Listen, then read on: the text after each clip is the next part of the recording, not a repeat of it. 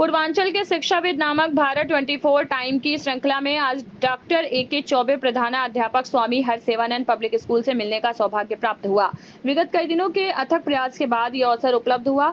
Doctor A K. Choubey साहित्य में PhD धारक और एसएचपीएस के माननीय प्रधानाचार्य हैं। अपने गहन साहित्य ज्ञान और प्रेरणादायक नेतृत्व से वे शिक्षा के क्षेत्र में एक महत्वपूर्ण स्थान रखते हैं। उनके मार्गदर्शन में एसएचपीएस ने न केवल शैक्षिक गुणवत्ता में उत्कृष्टता प्राप्त की है, बल्कि छात्रों में समग्र विकास और चरित्र निर्माण को भी दी है।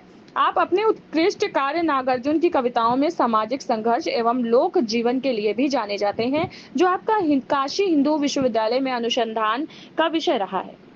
शिक्षा में जो योगदान है और एज ए प्रिंसिपल आपकी जो आपका जो कार्य है, मैं उससे हटकर सबसे पहले मैं आपके बारे में जानना चाहूँगा, आपका शैक्षणिक जीवन, और साथ ही साथ मैं ये भी जानना चाहूँगा कि आपके वक्त में जो विद्यार्थी का जो जीवन हुआ करता था और आज जो विद्यार्थी जीवन है, दोनों में किस तरह का परिवर्तन आप पाए?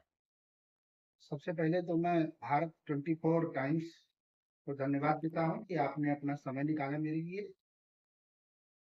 मैं डॉक्टर अजय कुमार चौबे, हिंदी साहित्य मेरा प्रिय विषय है और मैं उसी से डॉक्टरेट की उपाधि काशी विश्वविद्यालय से प्राप्त किया हूँ। मैं प्रधानाचार्य के पद पर स्वामी हरसेवानंद पब्लिक स्कूल बनपुरवा में अभी मेरा उत्तरदायित्व है। और जो आपका प्रश्न है कि मेरे समय के विद्यार्थी और आज के समय के विद्यार्थी में क्या अंतर देख पाता हूँ, तो एक मूलभूत समय का बड़ा गैप आया है, बड़ा जनरेशन गैप आ रहा है। 90 के दशक से लेके अगर हम लोग आज 21वीं सदी की बात करें, 22वीं सदी की बात करें, तो बहुत सारे परिवर्तन आए।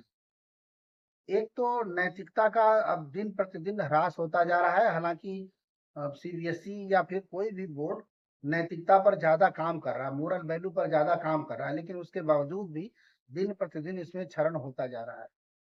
संस्कारों का अभाव होता जा रहा है बच्चों में। जैसा कि आप खुद भी देख सकते हैं, आप सड़क पर चलते हुए दिखेंगे तो बच्चों को बाएं चलना है कि दाएं चलना है, एक नैतिक जिम्मेदारी है उनकी, लेकिन उसका पालन वो नहीं कर पा रहे हैं। तो कहीं ना कहीं इसमें नैतिकता में कमी आ रही। तो ये एक मूलभूत जनरेशन गैप में इसको मानता हूँ। एक्चुअली स्वामी हरसेवानंद पब्लिक स्कूल स्वामी हरसेवानंद शिक्षण सोसाइटी द्वारा संचालित पब्लिक स्कूलों का एक समूह है, जो मूल रूप से संत मत अनुयायी आश्रम मठ गढ़वा घाट द्वारा संचालित होता है। और जैसा कि आप जानते हैं कि संत मत अनुयायी आश्रम मठ गढ़वा घाट एक ट्रस्ट है, जो बिना लाभ के ये सारे सामाजिक कार्य अपना संचालित करता है, जिसमें न सिर्फ शिक्षा बल्कि स्वास्थ्य, गो सेवा इत्यादि काम समय समय पे करता रहता है। सामाजिक सहभागिता हमारी खूब रहती है। हर क्षेत्र में हम मठ गढ़वा घाट की तरफ से ढेर सारे योगदान देते रहते हैं। तो स्कूल भी उन्हीं के द्वारा संचालित है, इसलिए वहाँ नो प्रॉफिट नो लॉस की बात की जाती है। ये जो स्कूल है ये व्यवसाय नहीं है, ये सेवा के लिए स्थापित किया गया है। और मैं बताना ये चाहता हूँ कि हम लोग सिर्फ और सिर्फ 26 बच्चों को लेकर 2004 में स्वामी हरसेवानंद पब्लिक स्कूल गढ़वा घाट की स्थापना किए, और 2004 से लेकर 2025 के बीच में आज हमारे पास 6 स्कूलों की एक श्रृंखला है, जिसमें हम लोग सीबीएसई से संबद्ध अंग्रेजी माध्यम में सह-शिक्षा युक्त शिक्षा दे रहे हैं। अगला सवाल ये है कि हमारे छात्र हाल की परीक्षाओं में अपेक्षित स्तर पर प्रदर्शन कर रहे हैं, उनके शैक्षणिक परिणामों में सुधार के लिए कौन से कदम उठाए जा सकते हैं? बिल्कुल समसामयिक प्रश्न आपने किया है, और जहाँ तक मैं समझ रहा हूँ कि ये बड़ा ही ज्वलंत प्रश्न है, क्योंकि कल ही सीबीएसई ने अपना 10वीं और 12वीं कक्षा का परिणाम घोषित किया है, और परिणाम भी प्रायः संतुष्टिजनक ही हैं, लेकिन एक मूल चिंता का विषय बढ़ता जा रहा है। मैं दो दृष्टिकोण से इस चीज़ को देखता हूँ। पहला तो ये कि जो पासिंग परसेंट लड़कों का है वो दिन प्रतिदिन बढ़ रहा है, लेकिन अब कंपार्टमेंटल जो चीज़ें होती हैं, जो पूरक परीक्षाएं होती हैं, उनकी संख्या पिछले सालों से बढ़ रही है। तो ये एक चिंता का विषय है। दूसरी ये कि हमारे यहाँ जो पद्धति है मूल्यांकन पद्धति की और परीक्षा प्रणाली की, उसमें अंक प्राप्त करने की प्रतिस्पर्धा इतनी ज़बरदस्त हो चुकी है कि बच्चे का मूल ज्ञान जैसे लगता है कहीं लुप्त हो गया है। हर बच्चा 90 से ऊपर अंक प्राप्त करने के लिए प्रतिस्पर्धी बन चुका है, और कहीं ना कहीं अगर वो नहीं प्राप्त कर पा रहा है तो उसके अंदर अवसाद का शिकार हो रहा है बच्चा। और उसे एक व्यक्तित्व का विकास जितना होना चाहिए उसका वो नहीं हो पा रहा है। तो बड़ा ज़रूरी है कि शिक्षा मार्क्स पे आधारित न रहे, बल्कि ज्ञान पे आधारित रहे, उनकी समझ पे आधारित रहे। हालांकि मैं ये भी मानता हूँ कि नई शिक्षा नीति में इन सारे प्रावधानों पर विचार किया गया है और हम कोशिश भी कर रहे हैं, लेकिन हम सीबीएसई को भी यह संदेश देना चाहते हैं, अपनी बात पहुंचाना चाहते हैं कि हम लोगों को इस पर बड़ा ही ध्यान देने की ज़रूरत है, ताकि ये चीज़ें सिर्फ कागज़ पे न रह जाएं, बल्कि व्यवहारिक तौर पे उतरें, तभी शिक्षा में बच्चों के भविष्य को लेकर अच्छा सुधार संभव हो। सर, मेरा अगला सवाल शिक्षकों की प्रभावशीलता से संबंधित है। मैं पूछना चाहूँगा, क्या हमारे शिक्षक अपने शिक्षण कौशल को बेहतर बनाने के लिए पर्याप्त समर्थन और प्रशिक्षण प्राप्त कर रहे हैं? इसके बारे में थोड़ा बताएं। जी, बहुत अच्छा प्रश्न आपने किया है। दरअसल शिक्षक के प्रशिक्षण के लिए ढेर सारी व्यवस्थाएं सीबीएसई ने किया है, परंतु मेरा मानना है कि अभी जितनी प्रशिक्षण की व्यवस्थाएं होनी चाहिए वो ज़मीनी धरातल पर उतर नहीं पा रही हैं। एक तरफ मैं जहां देखता हूं कि सीबीएसई के जो ट्रेनर्स हैं वो सारे स्कूल के शिक्षकों को प्रशिक्षित कर रहे हैं, लेकिन उनका जो सिलेबस है और स्कूलों की जो व्यस्तताएं हैं उन दोनों के बीच में तालमेल नहीं बैठ पा रहा है। तो जितने प्रशिक्षण की ज़रूरत है अभी उतने नहीं हो पाए हैं, तो इसमें थोड़ा सा भी और काम करने की ज़रूरत है। के मानसिक स्वास्थ्य से संबंधित है, क्या हम छात्रों को मानसिक स्वास्थ्य और समग्र विकास का सही ध्यान रख रहे हैं, विशेष रूप से उनकी शैक्षणिक चुनौतियां और सामाजिक दबावों को ध्यान में रखते हुए? जैसा कि मैंने पहले आपको बताया कि जो सामाजिक परिवेश है वो बच्चों को अंक प्राप्त करने की प्रतिस्पर्धा में बहुत तेज़ी से बढ़ा रहा है, तो स्वाभाविक है कि हम उनके मानसिक स्वास्थ्य का ध्यान नहीं रख पा रहे हैं। उसका एक दूसरा पहलू ये भी है कि हमारी जो खान पान की व्यवस्था है, आचार विचार की व्यवस्था है, वो मैक्सिमम अब जो पुराने ढर्रे की व्यवस्था से उससे बदल चुकी है। फास्ट फूड का समय आ गया है और बच्चे जिन पौष्टिक तत्वों की ज़रूरत है उसको ठीक से ले नहीं पा रहे हैं। तो जितना उनको शरीर में पौष्टिकता की ज़रूरत है उतना हम दे नहीं पा रहे हैं और मेहनत करने के लिए मजबूर कर रहे हैं। तो अच्छा, दूसरा इसका पक्ष ये भी है कि उनको खेलने का पर्याप्त समय नहीं मिल पा रहा है।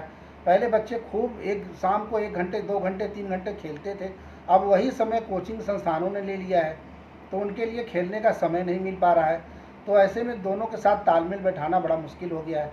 एक तीसरी बात है कि बीच में हमारे यहाँ कोरोना का दौर आया और उस दौर में ज़रूरत आ गई कि डिजिटल शिक्षा व्यवस्था की जाए, तो उस समय डिजिटल की व्यवस्था में सारे लोगों के हाथ में मोबाइल आ गया। मोबाइल ने बच्चों के आँखों को ख़राब कर दिया, तो हम मानसिक स्वास्थ्य की सुंदरता कैसे देख सकते हैं उसमें। और विडंबना ये भी है कि कोरोना का काल समाप्त हो गया, उसके बावजूद भी बच्चों ने मोबाइल का इस्तेमाल उतना ही करना शुरू किया हुआ है अभी तक, तो उनका मानसिक स्वास्थ्य अभी ठीक दिशा में नहीं चल रहा। सहभागिता से है जी, क्या हमारे विद्यालय में अभिभावक शिक्षा प्रक्रिया में सक्रिय रूप से शामिल है?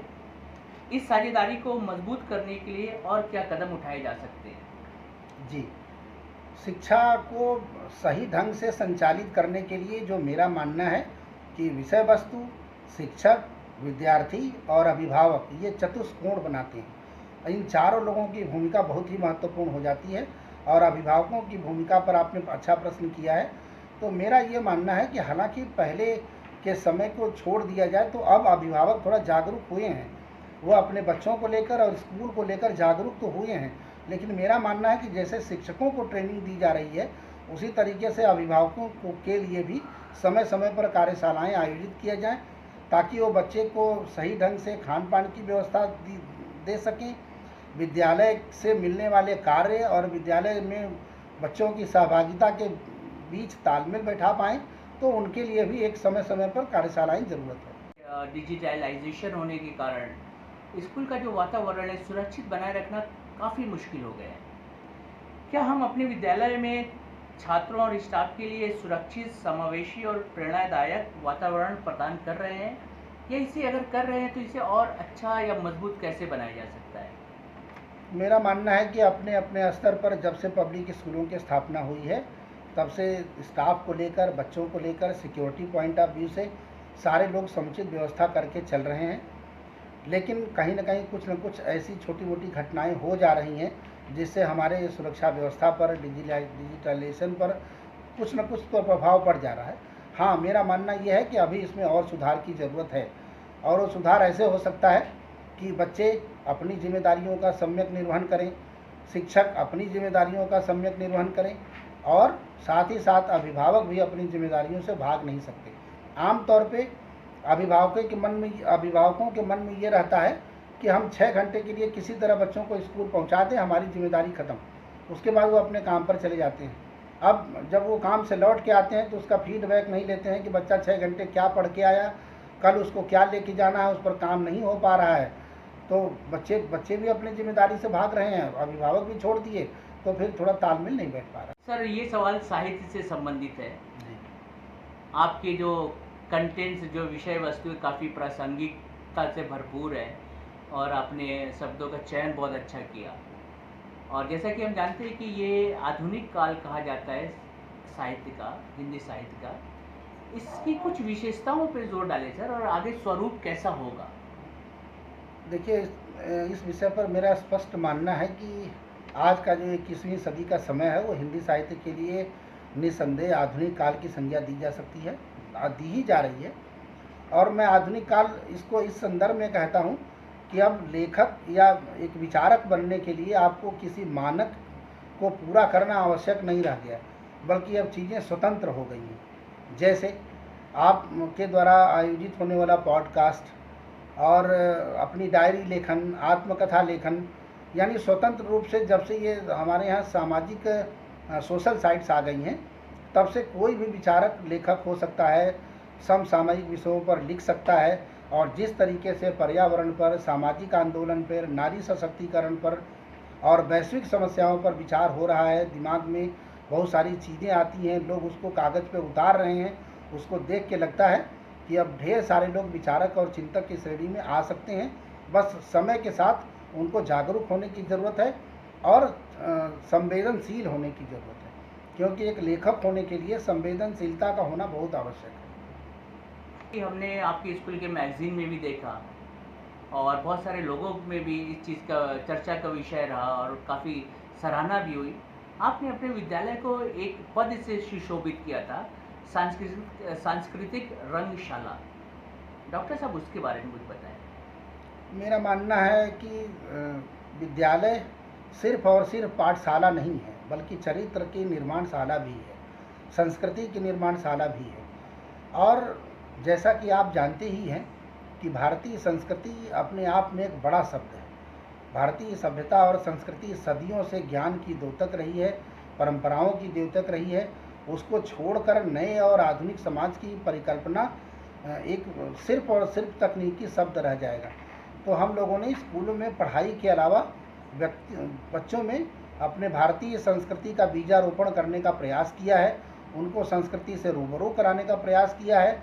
जो लोक परंपराएं हैं, जो वाद्य परंपराएं हैं, जो चिंतन परंपराएं हैं, जो वाक परंपराएं हैं, उनको भी जीवंत करके उसके माध्यम से हम भारतीय संस्कृति को जिंदा रखने का प्रयास कर रहे हैं और कोशिश करते हैं कि हम राष्ट्रवादी लोग हैं और भारत के जो नन्हे मुन्ने बच्चे हमारे यहाँ आ रहे हैं उनके में भी चरित्र का निर्माण हो, संस्कृति का निर्माण हो और भारतीय संस्कृति के प्रति वो प्रतिबद्ध रहें।